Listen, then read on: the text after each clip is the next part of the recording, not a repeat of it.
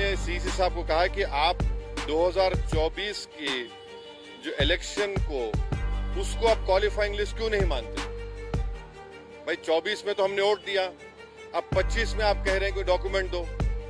तो ये हमने उनसे पूछा और हमने उनको बताया कि आपने 2024 में जो वोट डालने दिया, आप 25 में डॉक्यूमेंट पूछ रहे हैं, तो ये तो 2 क्लास ऑफ वोटर्स आपने क्रिएट कर दिया, जो आर्टिकल 14 का वायलेशन है। आपको रीजनेबल जस्टिफिकेशन नहीं दे पा रहे हैं। और एक बात हमने उनके सामने कही कि ये जो भी एक्सरसाइज उन्होंने किया है, इसका कोई लॉ से नहीं निकल रहा है, it is purely N administrative law के तहत किया, तो इसका भी मैलाफाइडे उसमें होता है। और आखिर में हमने उनको बताया कि सुप्रीम कोर्ट का एक जजमेंट है, जिसमें हमारे पहले रिप्रेजेंटेशन में हमने जिक्र किया था, जो 2005 का सुप्रीम कोर्ट का जजमेंट है, जिसमें सुप्रीम कोर्ट ने साफ तौर पर कहा लाल बहा हुसैन में कि the misuse of powers by ERO to disenfranchise electors, possibility of time effective judgment of ERO जो यहाँ पर हो सकता है, and consequence of having one name included in the previous electoral roll.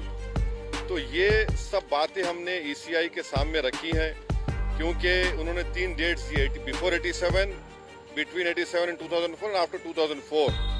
तो ये हमने कहा कि इससे अगर कोई इलीगल माइग्रेंट्स है, मान लीजिए, तो 2024 में उनको वोट डालने का इख्तियार क्यों दिया आपने? उसका कोई तो डेटा होना चाहिए, क्वांटम रेशियो क्या होगा। तो ये सब बातें हमने ईसीआई के सामने रखी। हमने उनसे भी ये रिक्वेस्ट किया कि खास तौर से जो बिहार का फ्लड इफेक्टेड एरिया है, वहाँ के एडमिनिस्ट्रेशन को ऑर्डर दे कि जो लोग अपने डॉक्यूमेंट्स के लिए अप्लाई कर रहे हैं उनको फौरन दें। और हमने उनसे कहा कि सर ये एक्सरसाइज आप गवर्नमेंट टू गवर्नमेंट कर सकते थे, ईसीआई विद गवर्नमेंट, के भाई बताओ क्या है, कितने डॉक्यूमेंट्स है, नहीं है।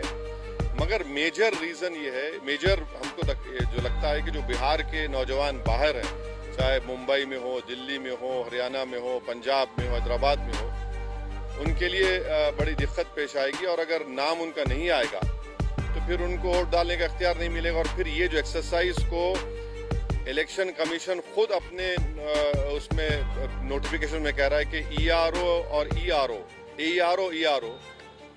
सिटीजनशिप एक्ट 1955 में कॉम्पिटेंट अथॉरिटी को बोल सकता है।